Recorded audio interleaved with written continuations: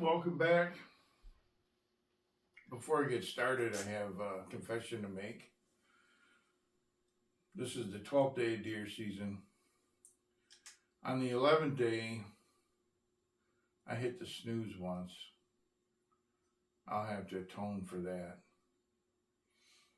We're only given so many days in this life to hunt deer, and any day wasted, any minute wasted is shameful.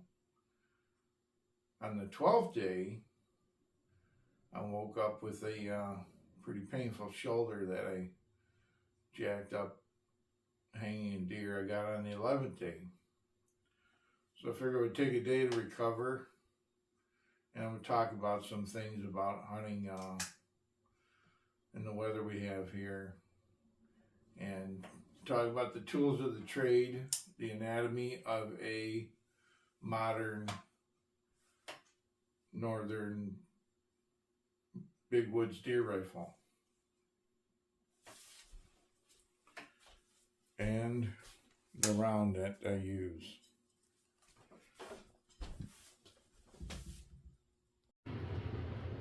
So the first week of deer season was pretty warm and dry, and the wind was pretty calm.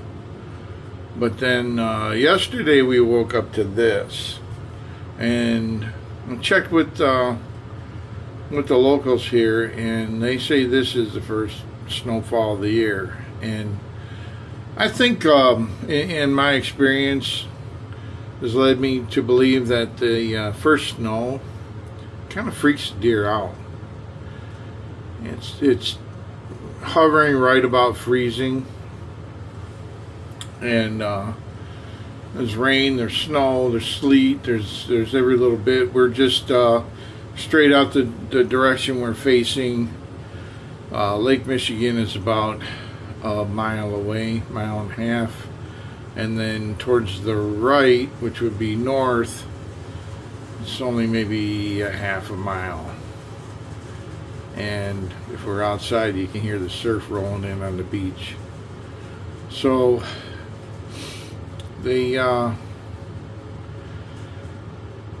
I'll post a couple of clips here. I have noticed over the years that these little groves of hemlock, I believe they're hemlock, not balsam, but the deer like to hang out underneath them. They look like this. When it's wet and nasty, it snows like this. This is where these deer hang out, under these. See how much more dry. And when it gets real cold, they'll hang down under this too. Over there, you can see it's pretty dry underneath.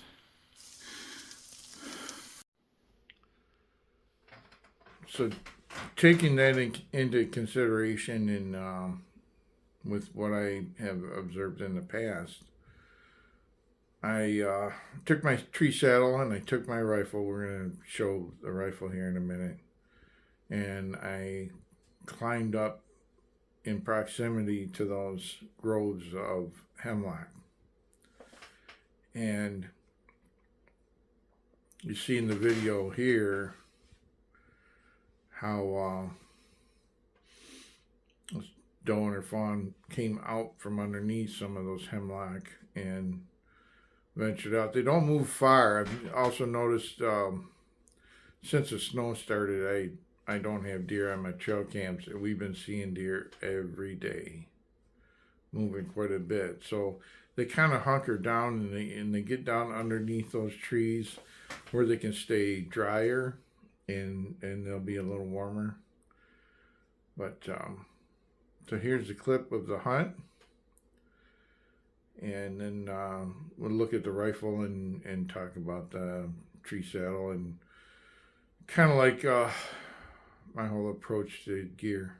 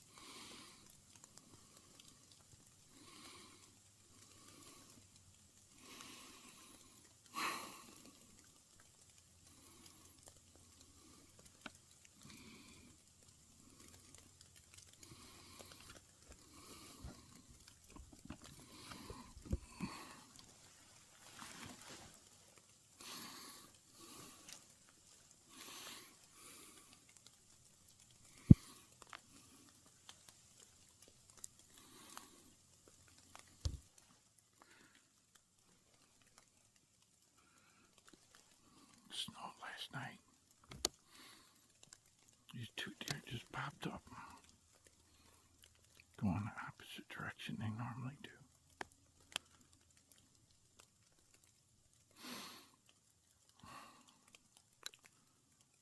Well, let's get down and see what we got. So I'm going to talk about this. I'll talk about the weapon. I'm going to talk about the considerations that went behind this and the development, the type of sight I have. This is my, this holds my phone. That's how I get my videos. It clips in here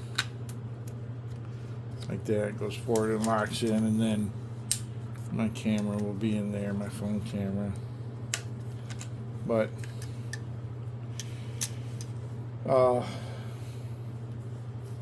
if you go back in reference to video and confirm what I'm saying to you here,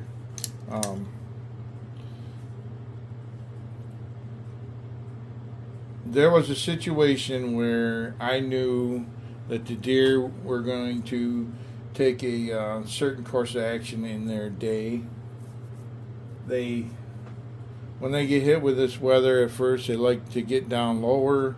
They like to find those trees that give them some thermal cover and some protection from the rain, the snow, and to get down there and hunt them. And you see how thick it is. You have to get that shot too was it was pushing 50 yards, 60 yards. I may not look it in the video, but I was pretty high up that tree, and to the left where they came out was a grove of those hemlocks. So that doe and fawn was there in the dark that morning. I climbed that tree. And they got to the point where they felt the need, the urge to get out and walk around and eat something, and that's when I saw them. But so my shots they're usually not too far, but they're in thick cover, and a good optic is absolutely essential. And that does not mean a red dot, because you can't pick that shot with a red dot. And you guys talk about your brush busting calibers and all that nonsense. It doesn't work. If you hit anything, say the size of your little finger or pencil, and the bullet's got another 30 yards to go to the target, I don't give a shit how big it is. If it's a shoulder fire weapon, you are going to miss, or you're going to make a bad hit. So that is not an option. So get over it. So here I have an intermediate eye release scope, 2.5 power. It gives me some magnification because we have antler point restrictions here as well, and we have to look for that. We also I have to pick a hole in the brush, and that's what the real brush busting caliber is. It's not a caliber. The brush busting is not hitting any brush, and that's what this is for. So I picked a hole on that deer and constantly move ahead until I found a decent sized hole, and when she stepped into it, that's when I shot her. This allows that to happen. A red dot without magnification is start to be a gamble again. And then from a tree saddle, which was had to set up a tree stand in that situation, those deer were close enough to hear me, no problem. So that's why the optic, as far as people thinking this is not an accurate setup because it's out on the handguard, I can make my own gun parts. I can innovate, and I made an accurizing feature to turn this barrel and this handguard into effectively a 2-inch diameter bull barrel. This rifle will shoot 3 shots into 1 minute of angle, even with only a 2.5 power scope, day after day after day. No problem. So accuracy is not an issue here. The other thing I gotta have is this collapsible buttstock. It allows me to shift from side to side. Of the 3 deer I shot this year, 2 were shot right-handed, 1 was shot left-handed. If you can't do that, you need to ask yourself why not, and fix that problem, and you'll have more opportunities. It's as simple as that. It's all about the capabilities of you and your equipment, and what you can do that other equipment can't do. I can get a sight picture with this scope without getting this buttstock to my shoulder. Doesn't have to happen. That's sitting my eye farther back. I can get it closer. I can still get a sight picture, and I have some magnification that I need. I can pick a hole through the twigs that are out there. What else? As far as the tree saddle aspect in getting aloft, I have a single point sling, well, double single point. I move this back. I'll move this back to here when I get up in position.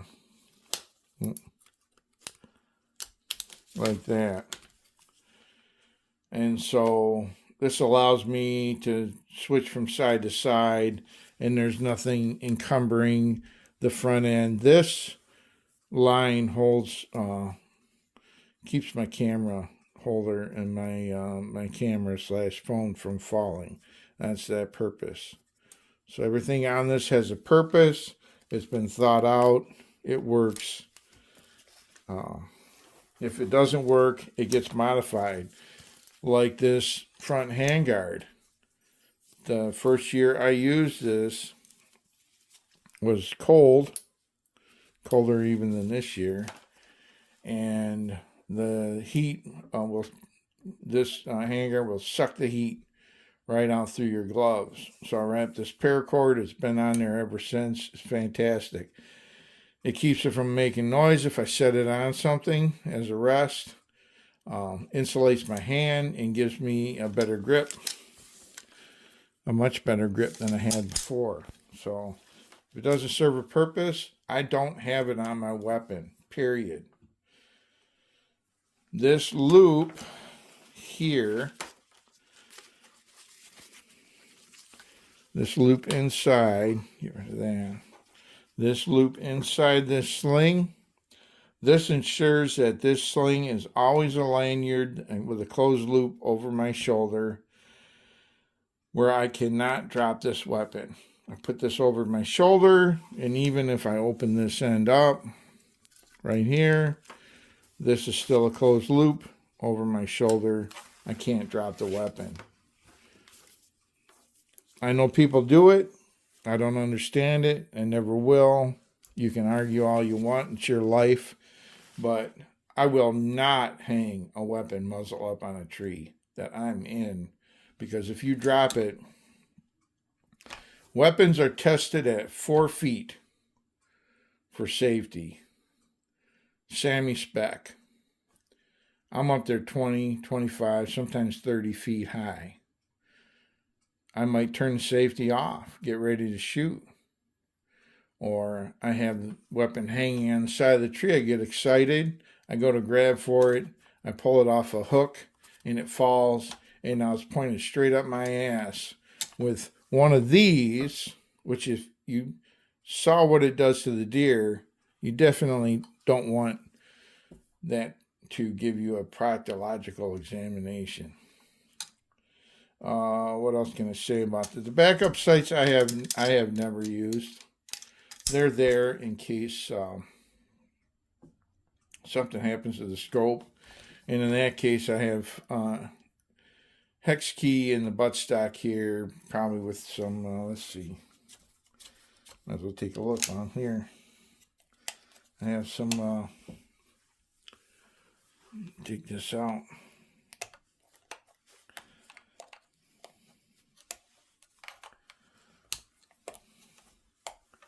Stubborn. I got extra ammo, and I got some tools in there. So I can remove the scope if need be. And the other thing I really like before I really hunted with the AR, I guess I didn't appreciate being able to strip it down as quickly as I can.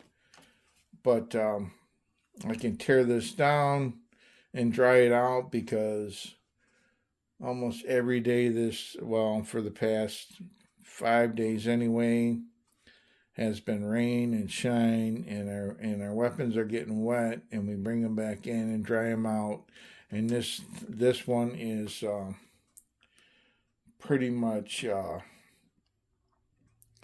it's super easy to care for. I don't have to worry about it's rusted. It's all coated, it's painted, it's anodized, and then I can strip it down and dry it out in front of the furnace, and I don't go out there and have ice build up inside the mechanism. As far as the round goes, I've hunted with this caliber for a few years, at least a few years now, and I started with Hornady Black, something like that, the best thing I could find, and was not all impressed with it. It was a slightly lighter bullet, but they would disintegrate on impact, and even on a small doe, I had a shoulder hit doe where the plastic was just under the hide and bits of the bullet, and I hardly got any penetration. I had a follow-up shot on that. These are the loads I've tested and I've made videos on. 130 grain TTSX for the 308. I know it's a 310 bore, but with this load, it shoots, like I said before, to 1 minute of angle easily, and at a velocity, and I haven't chronographed them, but judging by the pictures of Barnes bullets at certain impact velocities, these are going somewhere around 2,500 feet per second at the muzzle. So they're cooking, and I've taken 3 deer this year with this load, and every shot has, the performance has been impressive. I haven't recovered any of them. The first one was top of the heart, lungs, deer, made a run.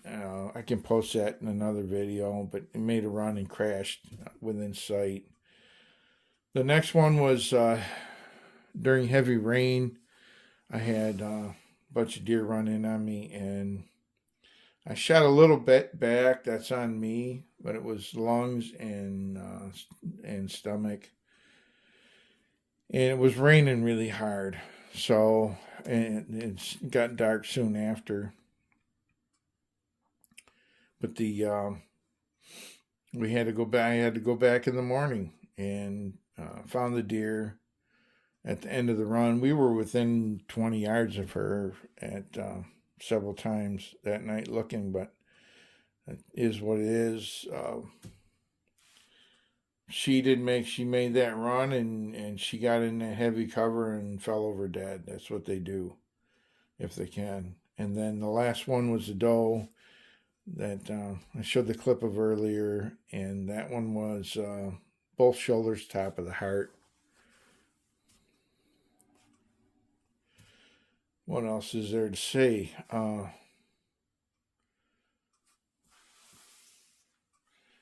So that's pretty much it on the weapon. once you've had adaptability is the name, I guess, the name of the game here. This is adaptable to all the conditions that we can encounter here. We don't have really long shots. We have close shots and some, close to medium, I guess, shots in heavy cover, and we have to be precise and maneuverable and light. And I climb with this over my shoulder, and I don't want to drop it. So